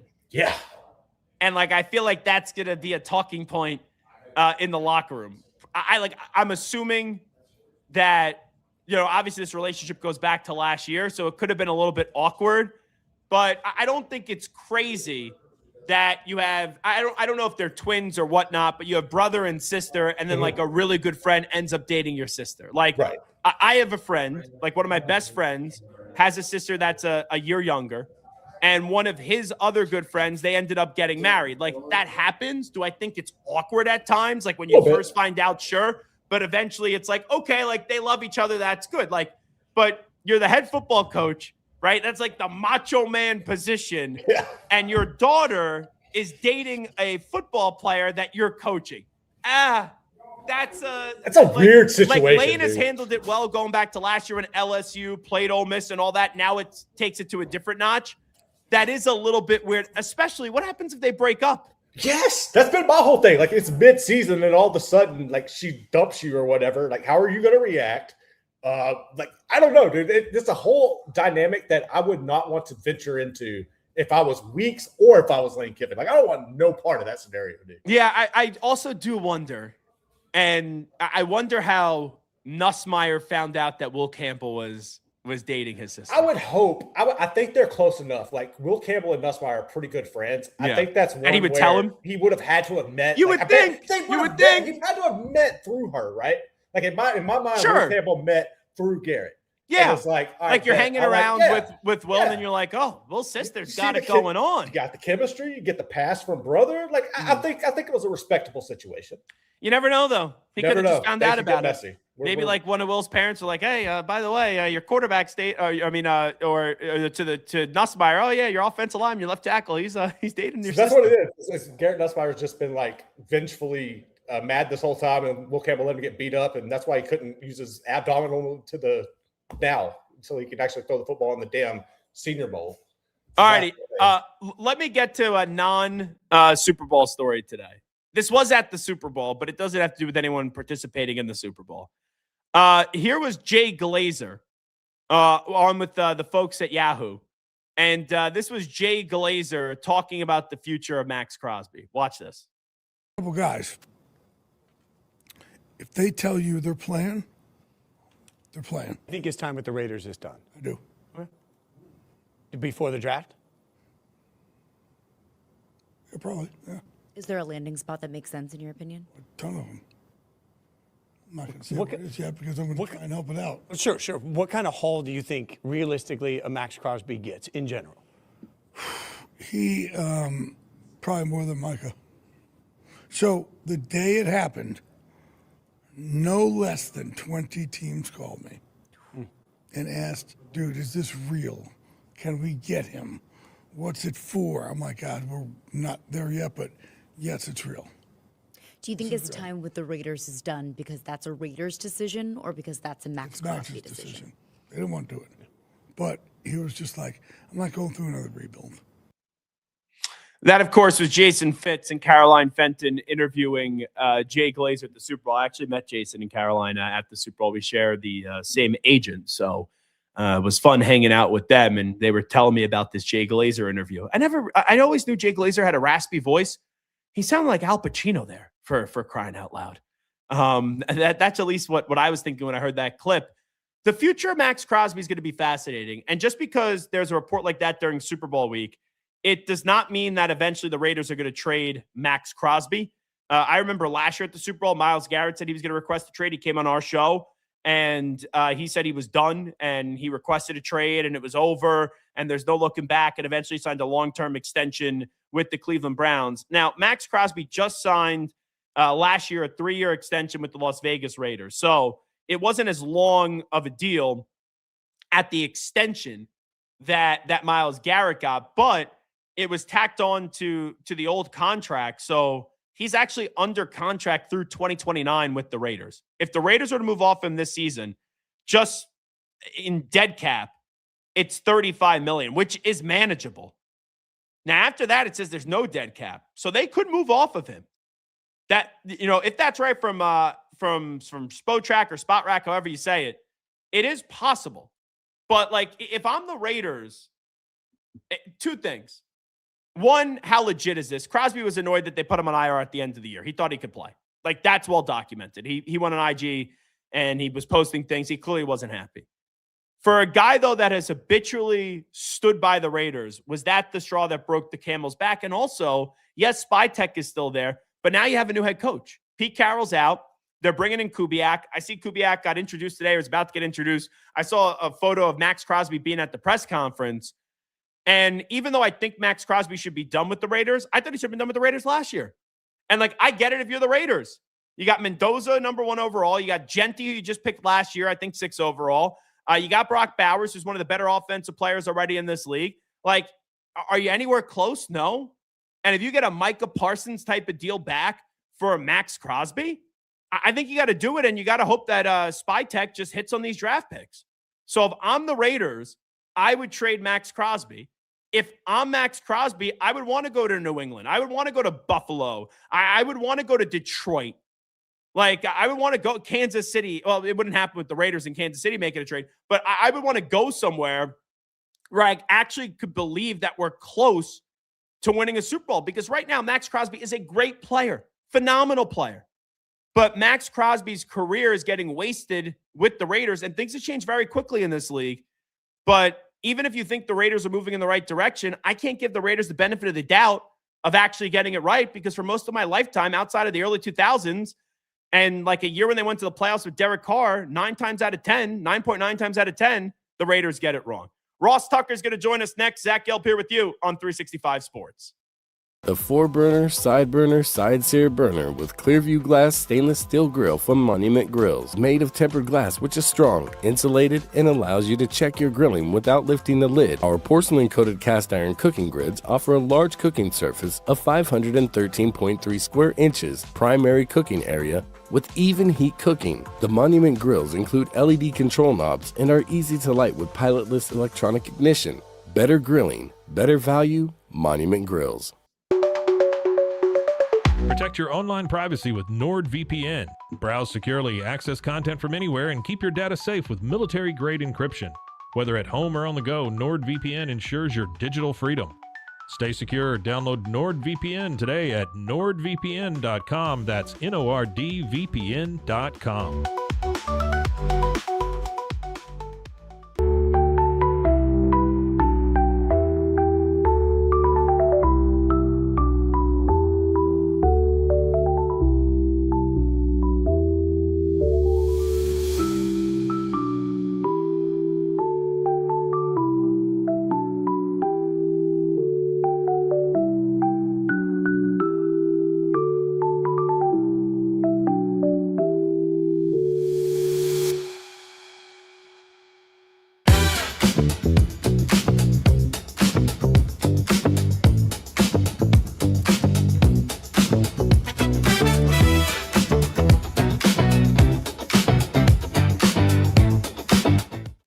I'm Abby Dommett, 2023 CrossFit Games athlete, and I use Airwave because it helps me breathe easier and stay more relaxed during my workouts. 1, 2, 3, 4. Very discreet.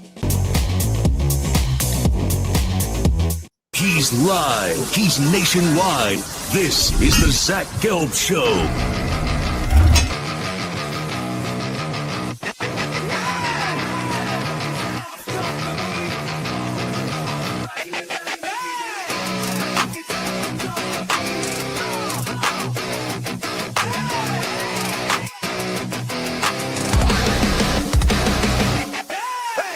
Here's your host, Zach Gelb. All righty, we're going to talk some football right now with one of our favorites in Ross Tucker. By the way, you could listen to Ross Tucker, who's the host of the Ross Tucker Football Podcast, and you can check him out on social media at Ross Tucker NFL. And obviously, this time of the year, Valentine's Day coming up, myfrontpagestory.com. And I'm an idiot, Ross, because I should have remembered, obviously, your great work with myfrontpagestory.com. I'm spending a lot of money this weekend to go away with my girlfriend in the Hamptons. I probably could have saved a lot of money and got her a better gift by just going to myfrontpagestory.com. Well, I will say Hamptons weekend's pretty nice. That's pretty nice, Zach. So kudos to you for that idea. I will say that's just a weekend. Whereas a story from myfrontpagestory.com is forever. You talk to a writer for 10 minutes, tell them how great she is, or you can just fill out an email if you want. They write this amazing story. Look at this. Looks like it's on the cover of the New York Times, framed, beautiful, and really just to be able to say to her, honey, I want to do something special. So I had a story written about you. That sounds amazing. And then when she actually reads it and sees all the quotes, and I've actually decided, Zach, that it's actually better if you waited till the last minute, like everybody watching or listening right now. Go to myfrontpagestory.com, make the order, print out your receipt, put it in an envelope, give it to her. That's gift number one on Valentine's Day. Number two will be when she is anticipating the story every day, waiting for it to come. What did so-and-so say about me? What did they write about me? And then number 3 is when she actually gets it. MyFrontPageStory.com would not steer you guys wrong. MyFrontPageStory.com. And obviously, you could do it more than just relationships. You could do it for a multitude of different things. Let's say if Ross Tucker, this could be a good transition, was to write a MyFrontPageStory.com article to Will Campbell advising him on what to do this offseason, what would your advice be after that disastrous Super Bowl? Yeah, I think he has the ability. I think there are definitely some aspects of his game that I would coach him to do it differently. His offensive line coach obviously has his own opinion, and you can do it setting the way he's setting. I just think he's putting himself in a bad spot. I think he needs to take advantage of his initial quickness and aggressiveness and close the distance. I'm not a fan, and I never was, of vertical setting.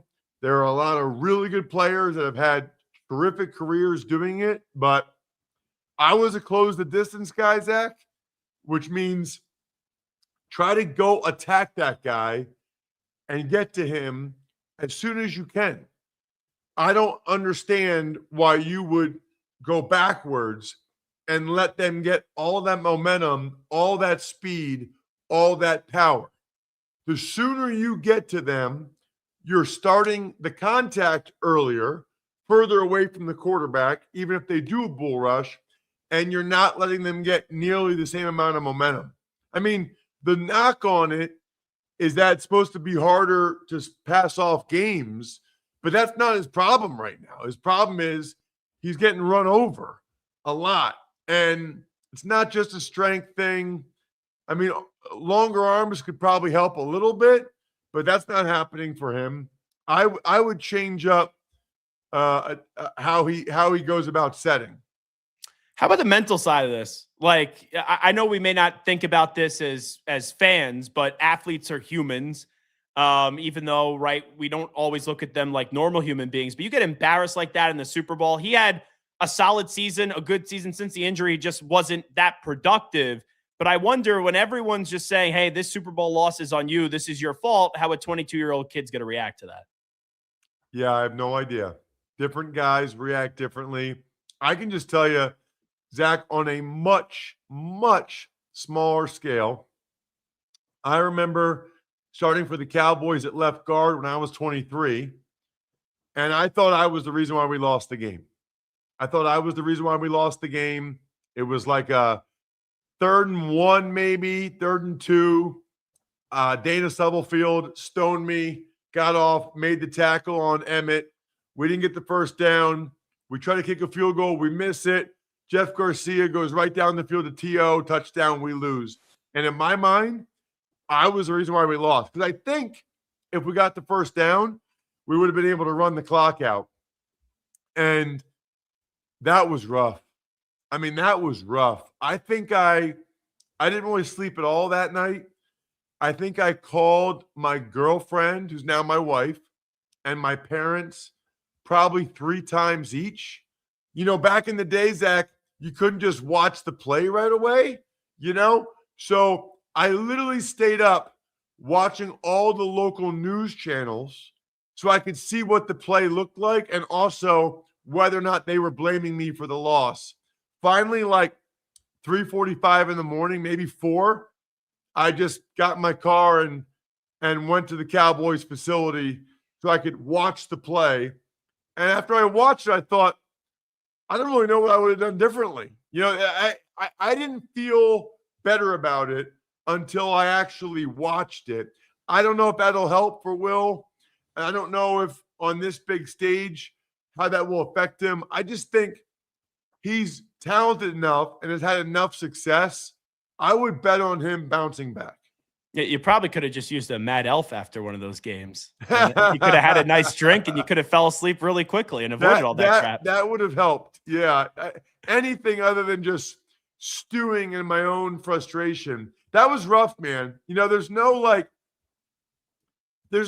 idiot's guide to how to be 23 and feel like you let down millions of people. it just and I was in an extended stay hotel in Las Colinas, Texas, just by myself, just living it. It was rough. So Mike Vrabel comes out today and he goes, I'm not moving Will Campbell to left guard, center, tight end. He goes, he's our left tackle. I think that's the right decision for now. And maybe one day he does become a left guard. Do you agree with that decision by Coach Vrabel? Yeah, I think next year, I mean, they already have a decent swing tackle in Thayer Munford, but I think they'll have some type of veteran option in case Campbell really goes in the tank and is not able to play at left tackle. And then they could move him. The problem is, like, they have a pretty good rookie left guard in Jared Wilson. They have a pretty good right guard in Michael Owenu. Where are you going to move him? The center instead of Garrett Bradbury? That's a big change. Left tackle to center is a big change. So it's not as simple, I think, as some people are making it out to be. I'd rather give him the entire offseason to get healthy, to get stronger, and to work on his technique. I bet you he comes back and plays at a really high level next year. That's my prediction. Andrew Thomas was bad as a rookie. Garrett Bowles was really bad as a rookie. I think Will Campbell figures it out. Ross Tucker here with us. You did the game internationally. I saw that on social media. Is that right? You had a jolly old fella next to you as your partner. Sport. It was national radio in the UK, which was very, very cool. You know, it's like a bucket list item to call the Super Bowl. So that was cool. Well, like, how do you look back at the experience? Like, how did you get the gig? UK national, that's pretty cool. So my buddy Will Gavin is the play-by-play guy, and he's, I guess, in charge of football, maybe all of sports for Talk Sport. And, you know, I think last year I was talking with him after the Super Bowl, and I said, why didn't you offer me the gig? I do NFL year round all the time, because they carry the Westwood One feed for most of the playoff games, but then they do the Super Bowl themselves. And I think he thought, I think he probably thought my price range was too high, and it probably is, but I wanted to call the Super Bowl. So I was willing to take a pay cut to get a chance to call the Super Bowl. Do you have a sideline reporter? Just wondering. No. Okay. Well, I will offer my services and my price tag won't be that high. No, you should do that. I don't know if they'll credential a sideline reporter for UK radio, but it's worth a shot for sure. And I would add to the certain criteria of that booth. You know, I'm just saying, that's a big fella booth you guys got. It was. There's no question. It was fun though, man. It's just cool if you love football as much as I do to know you're talking to an international audience. And to hear a British guy with that thick accent calling the play-by-play, it's just awesome. It warms my heart. And by the way, the last 2 years, the number one sick day in the UK was the day after the Super Bowl, which I love. I love that the American football Super Bowl is the number one sick day. From a Seahawks perspective, what they did defensively all throughout the season, you have a defensive-minded head coach, first guy calling his own plays to win a Super Bowl on the defensive side of the ball. What's the takeaway for you having to defend so many defenses through the years with what the Seahawks were able to accomplish this year defensively? Well, I guess I would say that I think McDonald is more or less the Sean McVay of the defensive side of the ball. You know, to have the number one defense in Baltimore in 2023, and then you go to Seattle, and in 2025, you have the number one defense there. That's crazy impressive. And I think they have, you know, good talent, but I don't know that they're like off the charts talented. You know, I mean, I don't look at them and see Ray Lewis and Ed Reed and Haloti Ngata, or Derek Brooks, Warren Sapp, John Lynch, Rondé Barber. We're not looking at a team that looks like they have 3 or 4 Hall of Famers. You know, I don't know if they have any Hall of Famers, but it's a really good scheme, and it's a really good team, and they're young, and maybe some of these guys, maybe Witherspoon ends up being a Hall of Famer, or Eamon Worry, or Byron Murphy, whoever.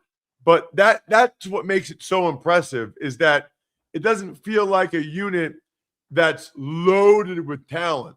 They have good talent and they have a terrific coach. On the way out with Ross Tucker. So I asked this question yesterday. I'm curious what your response is. Which team had the most regret while watching the Super Bowl? Rams, Vikings, Bills, or Broncos?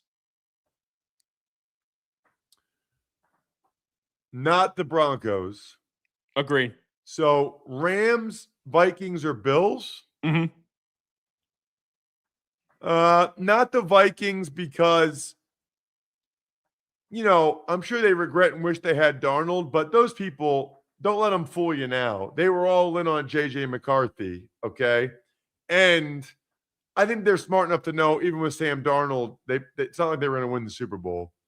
I feel like it's the Rams or the Bills because I think Bills fans know this was our year to at least go to the Super Bowl. And you know what? We could have put forth a better effort and a better performance than the Patriots did.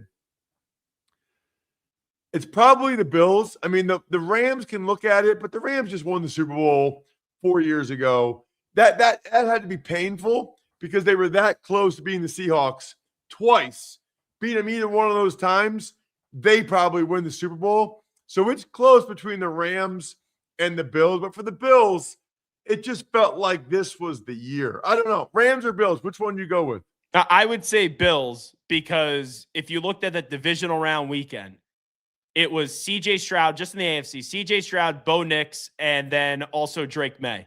They didn't get there. No Mahomes, no Allen, no Burrow. It kind of reminds me, and clearly different because Brady had all those Super Bowls, but the year the Eagles won their first Super Bowl, I remember a graphic of the final four teams, and it was Nick Foles, I think Kirk Cousins, Bortles. Case Keenum, Blake Bortles. Yeah, Tom it was Brady. Case Keenum. Yeah, and I'm looking at that, and I go, oh, yeah, Brady's going to win the Super Bowl. Like, if you would have shown me the quarterbacks divisional round weekend, I would say, even as a Patriot fan, yeah, the Bills are going to a Super Bowl.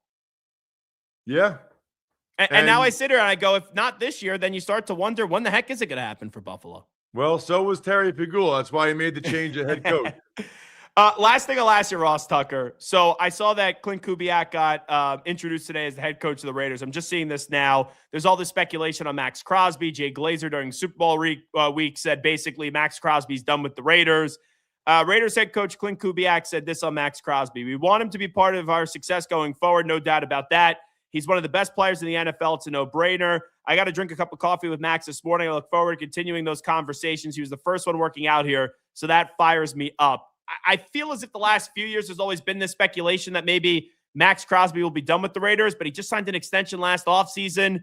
Do you think come week one, Max Crosby will be on the Raiders? It's a really tough one. I'm going to say no. I'm going to say no. The thing that gives me pause is coming off of the injury, but there's been enough smoke there between Glazer, who I presume is on the player side of things, and even some whispers about the Raiders feeling like moving on from Max might be their best way to stockpile picks and to be able to build up a better roster.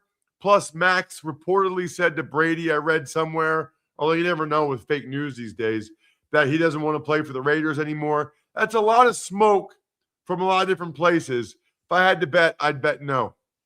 Once again, Ross Tucker, the host of the Ross Tucker Football Podcast. And you can also check him out on social media at Ross Tucker NFL. And once again, my friend, myfrontpagestory.com. For people tuning in right now, what do they need to know about it? Best Valentine's Day gift ever. It's that simple, and it's not too late.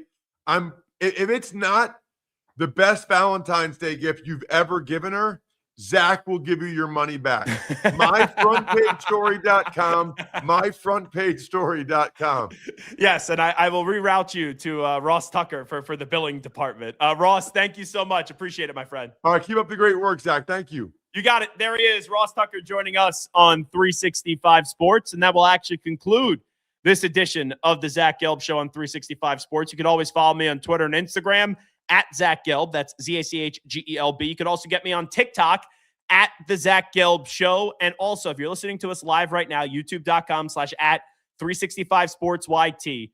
all you need to do, hit the subscribe button. If you're listening to us in podcast form and you're not listening to us live and you're listening to us right now, which wouldn't be right now when I'm actually saying it, but right now when you're listening to it, go to youtube.com/@365sportsyt. Subscribe. Big thanks to Garrett Ross for putting together this edition of the Zach Gelb Show. Also, big thanks to each and every one of you for tuning on in live or maybe even after the show does end. And we'll talk to you tomorrow on a busy Wednesday right here on 365 Sports. On a Wednesday at 3 p.m. Eastern, 2 p.m. Central Time. We are live Monday through Friday from 2 to 4 p.m. Eastern, 1 to 3 p.m. Central. Have a great night, everybody. We out. Bye-bye. Peace.